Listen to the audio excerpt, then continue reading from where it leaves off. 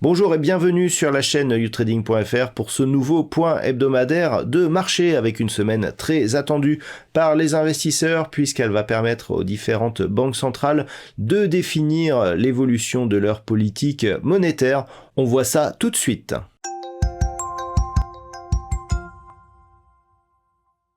Et donc pour cette semaine qui commence le 13 décembre 2021, eh bien nous allons commencer tout doucement lundi avec une journée qui devrait être relativement calme puisqu'il n'y aura aucune statistique majeure. Mardi, nous aurons en Grande-Bretagne les chiffres du chômage et du côté des États-Unis, les prix à la production. Mercredi, on commencera à entrer dans le dur du sujet puisque nous aurons en Chine la production industrielle, en Grande-Bretagne et au Canada les chiffres de l'inflation avec les IPC. Du côté des États-Unis, nous aurons les chiffres de vente au détail dans l'après-midi et puis en soirée, eh bien, nous aurons les chiffres de taux, les taux d'intérêt donc de la Fed qui seront dévoilés dans la nuit donc de mercredi à jeudi. Eh bien, nous aurons les chiffres du PIB de la Nouvelle-Zélande. Jeudi, en Australie, nous aurons les chiffres du chômage donc là, dans la nuit de mercredi à jeudi. En Suisse, dans la matinée, nous aurons la diffusion des taux de la Banque nationale suisse. En Allemagne, nous aurons le PMI manufacturier et puis la BCE dévoilera donc l'évolution de ces taux d'intérêt pour les prochaines semaines et les prochains mois.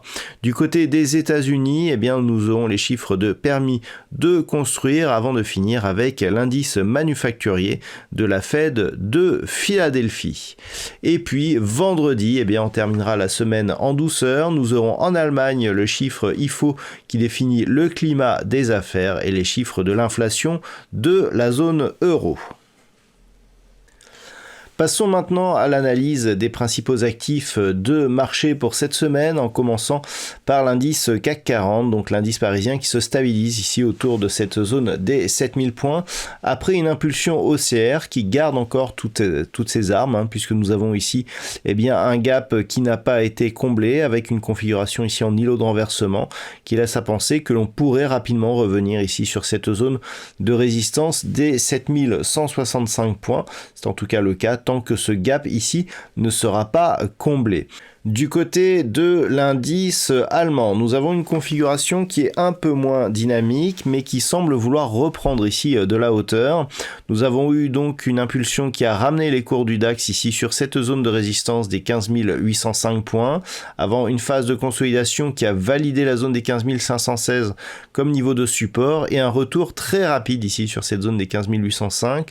Donc il est clair que on pourrait casser ici cette zone d'une manière assez rapide pour revenir eh bien, comme objectif au niveau de cette zone de contact au-delà des 16 000 points. Donc ce n'est pas encore confirmé sur le DAX qui est un petit peu à la traîne sur sa tendance moyen terme, mais en cas de rupture ici des 15 805 points, eh bien, on pourrait valider ici et confirmer cette impulsion haussière.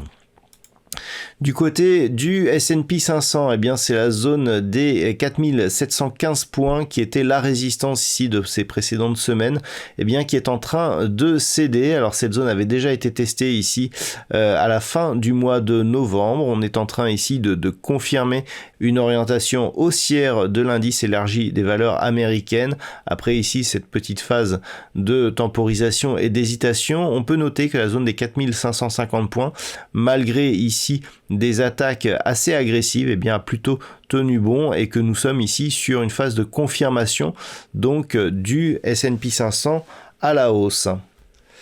Concernant l'objectif lié à une évolution au-delà des 4715 points de cet indice, eh bien nous pouvons tracer les extensions de Fibonacci et nous avons un objectif moyen terme qui se situe ici à 4899 points. Du côté du Nasdaq, nous avons une configuration qui semble encore avoir du mal à confirmer la reprise de la hausse. Toutefois, nous pouvons constater que la zone ici des 15 715 points, qui était précédemment ici résistance sur cette phase, eh bien, s'est bien imposée ici en tant que support. Les cours ne sont pas encore en train de marquer de nouveaux plus hauts significatifs, mais une rupture ici éventuelle de cette zone proche des 16 800 points validerait donc la poursuite de l'indice des technos vers de nouveaux plus hauts. historique. Du côté des matières premières, le WTI est en train de revenir sur des niveaux légèrement plus forts. Nous avons eu ici une phase d'inquiétude liée au développement du variant Omicron. Nous sommes revenus tester ici une zone de support intermédiaire juste au-dessus des 61 $ le baril avant ici de se stabiliser sur des niveaux proches des 71 $. Une rupture haussière dans ces prochains jours de la zone des 75 $ le baril remettrait le WTI dans une dynamique moyen terme haussière. Du côté de l'or, c'est toujours l'hésitation avec un métal jaune qui évolue sur des niveaux proches ici des 1760 $ l'once. Nous avons quelques incursions aussi haussières qui viennent tenter d'impulser de nouvelles dynamiques, mais à chaque fois on revient ici sur ce niveau qui semble désormais s'apparenter à un niveau d'équilibre. Donc tant que l'on est ici sous cette zone des 1860 $ l'once, eh bien on reste dans un biais totalement neutralisé sur le métal jaune. Et puis nous terminons enfin par les paires de devises du marché Forex avec une paire de devises euro-dollar qui garde une orientation baissière et ce depuis notamment la rupture ici des 1.1680. Cette zone qui a été validée en tant que résistance, eh bien, a provoqué une accélération du mouvement qui est venu ici casser la zone des 1.14. On est venu tester à distance la zone ici des 1.11800, mais le rebond technique qui s'en est suivi a validé la moyenne mobile 20 exponentielle ici comme zone de résistance.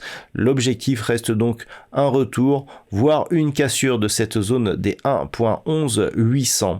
Et puis enfin, eh bien, nous terminons avec la paire de devises livre sterling contre dollar américain qui continue elle aussi à évoluer à la baisse dans un trend relativement soutenu. On est actuellement autour de la zone des 1.3250 et l'objectif reste ici cette zone de support majeur des 1.3140. Voilà donc pour ce point hebdomadaire. Je vous souhaite une bonne semaine sur les marchés et on se retrouve dès lundi prochain sur la chaîne youtrading.fr.